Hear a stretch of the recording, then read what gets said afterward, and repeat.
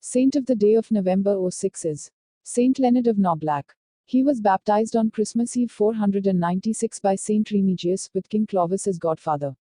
He declined the offer of a bishopric because he preferred the hermit life. Very popular in the Middle Ages and especially in Central Europe, Saint Leonard of Noblac or Noblat, c. 559, was born into a family of noble Franks. He was baptized on Christmas Eve 496 by Saint Remigius, then Archbishop of Reims, with King Clovis as godfather. The Merovingian king had also received baptism on the same day, thus the Salian Franks became the first Germanic people to adopt Catholicism.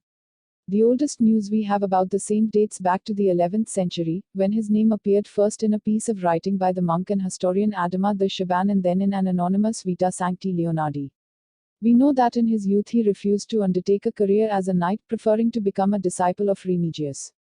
As his master before him had done, Leonard also obtained from Clovis the privilege of freeing prisoners, mainly of war that he had met on his way and considered innocent. He declined the offer of a bishopric because he preferred the hermit life. For some time he lived in the monastery of Massy. He then retired to a forest in the Limousin region. The saint is also known as Leonard of Limoges, where he was followed by some of the people he had freed.